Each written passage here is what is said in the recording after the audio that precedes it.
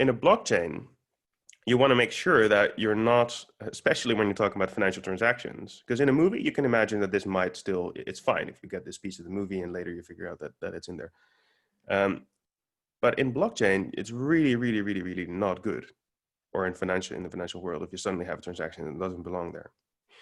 And how do you make sure that when there is a bad actor, this single person or maybe small group of people compared to the whole network cannot influence the actual state of the blockchain? Well, this is where Bitcoin really was innovative, because this is where you get to something called Byzantine Fault Tolerance. And this is a big term. Okay, yeah. And you can look up exactly what it means. This. There are a ton of YouTube videos. Right. All right. So there's been a ton of research already on this specific problem. And what it more or less comes down to is that when you imagine that, and this is why it's called Byzantine, you have the Byzantine generals. This is a historical story. And they are attacking a city. The issue is they're with quite a lot of people. You know, they're imagine you have 5 generals, 5 really important people. How do they make sure, even though they're absolutely not connected to each other, so they don't have direct communication lines, how do you make sure that they attack at the same time? And this is kind of where blockchain or Bitcoin specifically found a solution for, is because you have to imagine, General 1 says, okay, I'm going to attack at 8 a.m.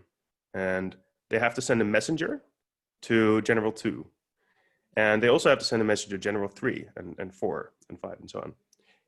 But then how does General 1 know that General 2 actually received the message? They don't.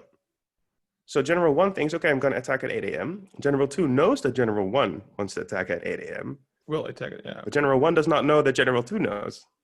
There's no confirmation. And this is problematic. This is really problematic because if they don't attack all at the same time, they lose, right? So this is like, you know, this is a case of life and death, and we have to take this appropriately seriously. And in the financial world, we have to do something similar because it could actually be the case of life and death if transactions go through or not.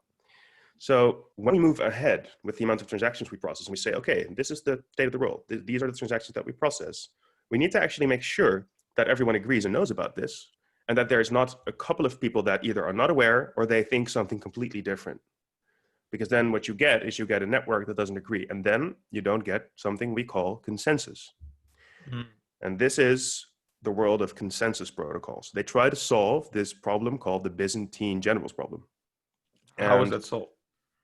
Right. So we don't want to make it too complicated. So I think we'll touch upon the exact details in another episode. I think that's a good point because it's a big field of research and it's complicated to explain without giving a lot of background information, and it's a little bit computer sciencey.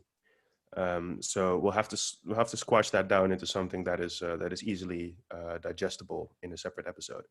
What it more or less comes down to is that in the world of blockchain, they solve this problem by introducing something they call proof of work.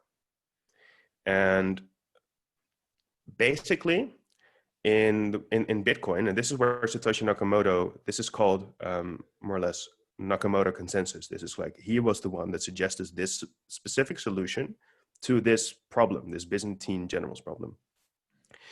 And the way it more or less solves it is saying, okay, we have many nodes in the network that need to agree on one state of the blockchain. We want to make sure that we can sustain a part of the people in the network, or in the general situation, a part of the generals not being honest.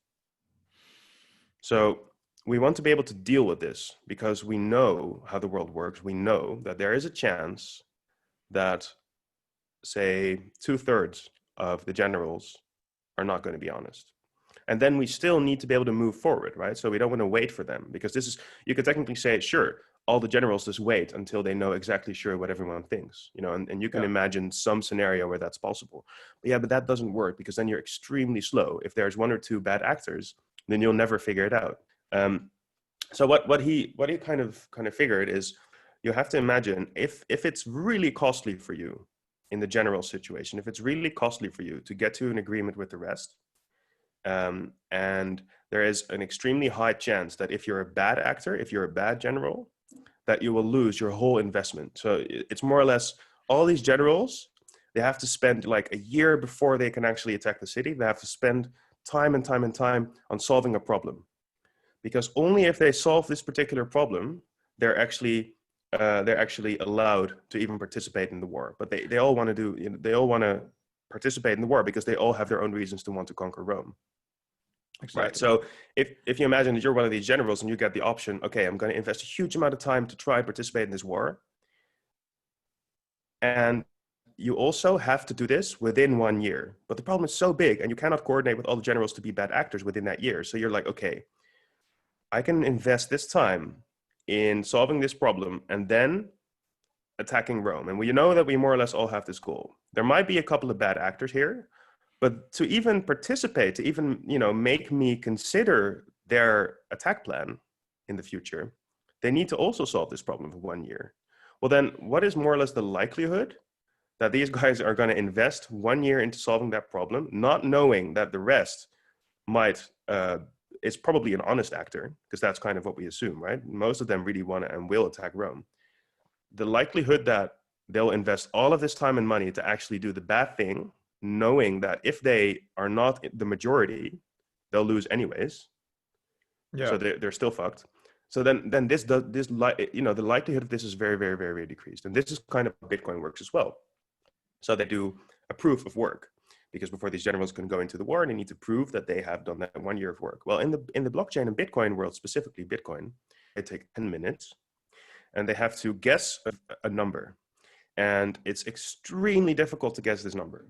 But once the number is guessed, it's extremely easy to verify that it's the correct number, right? So you have to imagine there's like thousands of nodes in this network. They're all working on guessing this number. A good point, sorry. A node is it's just one device. It's a computer that is owned by someone, and this person decides to run Bitcoin on this node. And they're all trying to guess this number. Yeah, exactly. Yeah. Okay. Yeah. So what happens is I do a transaction and I announce to everyone, hey, I did a transaction. And slowly all the people in this network, they say, oh, okay, cool. You did a transaction. I'm going to save this. And in a couple of minutes, I'm going to squash all these transactions together and I'm going to push this out to the network. But before I do, I'm going to try and see if I can solve this problem, right? Because if I solve this problem, I get what I want. In the case of the general situation, it's that they can conquer Rome. And in the case of Bitcoin, it's that they get Bitcoin, you know, because they solve this problem, they are rewarded with Bitcoin itself. Well, everyone wants Bitcoin. I hope. Okay. So you have to imagine that when all of these people solve this problem, and it takes a lot of energy and power, the incentives, like the motivations for people in the network, are not such that it is very likely that they will do something bad, because that will make them lose all the energy, the power in the computer world, and also the hardware that they have to buy. This is greatly diminished, the value that they get for it. If they participate in a proper way, so they collaborate with the rest, they can actually get Bitcoin, right? So, and this is kind of how it works. And there's a lot of, you know, like specifics to this whole protocol, because there's a lot of reasonable questions you can ask, you know, like how does it work in this, you know, in this scenario, and there's a lot of those, and they were all considered. And we can go into that also later, because then we can do an episode specifically on these consensus protocols. But this is more or less the basics. Yeah. Okay. So does that make sense so far? Yeah, I think it's good to elaborate more in a separate episode, that we can also maybe touch upon the other proof of stake, those kinds of concepts, or maybe later in this episode even. But I think it makes sense. So everyone in the network is kind of incentivized to solve this problem in a truthful way, right? And to not. Okay, so how much do you need to be able to corrupt the network? That's a good point. So it differs per consensus protocol. So this does not apply for every blockchain. But we have this notion in the Bitcoin world of the 51% attack. Right. So that means that if 51% of the network agrees on maybe something that's not actually true, then the rest of the network will think that it's actually true, even though Yes. we all know as Okay. outsiders that it's not. And this is a problem. So if 51% makes a decision that is not actually true, then from that point on, it's actually the truth. Okay, so just from my understanding, 51% of the whole network has to be corrupted in order to let this new truth be the truth.